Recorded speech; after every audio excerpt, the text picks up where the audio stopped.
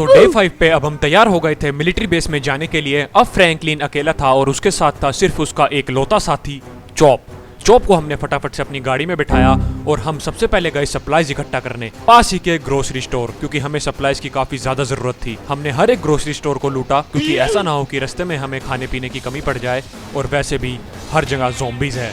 फिर हम finally enter हुए एक एयर ड्रॉप जोन में, जहाँ पर एक एयर ड्रॉप लैंड हुआ था और उस एयर ड्रॉप की रखवाली मिलिट्री वाले कर रहे थे। फिर फाइनली हमने निकाला अपना ग्रेनेड लॉन्चर। सामान तो इसमें काफी ज्यादा बढ़िया मिला। चॉप के साथ मैं गाड़ी में बैठा और अब तैयारी थी मिलिट्री बेस जाने की। रास्ते में काफी सारे ज़ॉम्बीज आए, लेकिन वो हमारा क्या ही बिगाड़ पाते। अब हम निकल चुके थे मिलिट्री बेस के लिए। रास्ता काफी ज्यादा लंबा होने वाला था और खाने पीने की भी हमें काफी ज्यादा जरूरत पड़ने वाली थी, क्योंकि मैं अकेला नहीं था, मेरे साथ था मेरा साथी चॉप। मिलिट्री बेस तक तो हम सही सलामत पहुंच गए, बस हमें अपनी गाड़ी को बदलना पड़ा। एंड वहाँ हमने देखा तो वहाँ पर गेट लगे पड़े हैं, बैरियर लग रहे हैं चारों ओर, और कोई भी एंट्री नहीं मिल रही। यहाँ तक कि वहाँ पर कोई गार्ड भी नहीं था। मिलिट्री बेस के बाहर बस ज़ॉम्बीज ही ज़ॉम्बीज थे। अब हमें समझ नहीं आ रहा था कि इसके अंदर एंट्री कैसे होए, क्योंकि सारा का सारा मिलिट्री बेस फेंस और बड़े बड़े गेटों से सराउंडेड था। हमने मिलिट्री बेस के चारों ओर तलाशा, लेकिन हमें कोई भी एंट्री पॉइंट नहीं मिला। फिर फाइनली हमने सोचा क्यों ना पहाड़ चढ़कर मिलिट्री बेस के अंदर एंट्री ली जाए। बट जैसे मैं ऊपर चढ़ने लग रहा था तभी मेरी नज़र पीछे पड़ी और मैंने देखा कि काफ़ी सारे ज़ॉम्बीज मिलिट्री के आदमी जो कि ज़ॉम्बी बन चुके हैं, वो लाइन बना के मेरे लिए ही आ रहे हैं।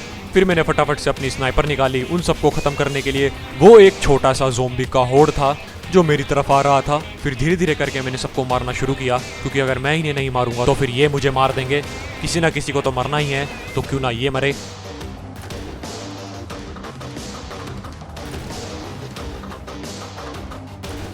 फिर अपनी स्नाइपर से मैंने आधे ज़ॉम्बीज को ख़त्म कर दिया, आधों को मैंने अपनी मशीन गन से ख़त्म कर दिया, और कुछ ज़ॉम्बीज को चॉप ने ख़त्म कर दिया। मुझे पता लग चुका था कि यहाँ से एंट्री नहीं होने वाली है, और मैं यहाँ पर जितनी देर तक रहूँगा उतने ज़ॉम्बीज मेरी तरफ अट्रैक्ट होंगे। और मुझे इतना पता लग चुका था कि गाड़ी से या फिर किसी भी लैंड व्हीकल से मैं मिलिट्री बेस के अंदर एंट्री नहीं ले सकता।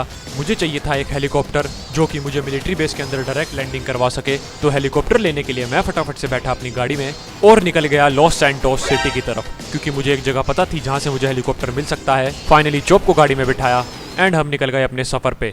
हम पहुंचे सीधा पुलिस स्टेशन, और अब हमारा रास्ता क्लियर हो गया था मिलिट्री बेस में एंट्री करने का, क्योंकि पुलिस स्टेशन की छत पे एक ऐसी चीज़ खड़ी थी जिसकी मुझे अभी काफ़ी ज़्यादा ज़रूरत है, और वो था हमारा चॉपर। चॉप को मैंने चॉपर में बैठाया और मैं और चॉप निकल गए मिलिट्री बेस की तरफ। और अब हमें किसी भी चीज़ का डर नहीं था, क्योंकि अब हम हवा के रास्ते से जा रहे थे, और हम लकी है क्योंकि ज़ॉम्बीज उड़ नहीं सकते। फाइनली हम मिलिट्री बेस के अंदर लैंड हुए। काफ़ी ज़्यादा ख़राब लैंडिंग हुई, लेकिन जो मैंने मिलिट्री बेस के अंदर देखा उसे देखकर मेरे रोंगटे खड़े हो गए। मैंने देखा कि सारे के सारे मिलिट्री वाले भी ज़ॉम्बी बन चुके हैं। वायरस ने मिलिट्री बेस को भी नहीं छोड़ा और सब लोग इन्फेक्टेड हो चुके हैं। अब अगर मिलिट्री बेस भी सेफ़ नहीं है तो फिर ऐसी कौन सी जगह है जो हमारे लिए सेफ़ है? गाइस कमेंट सेक्शन में ज़रूर बताना, क्योंकि जिस जगह तक पहुंचने के लिए हमने इतनी मेहनत की वहाँ पर भी ज़ॉम्बीज़ थे।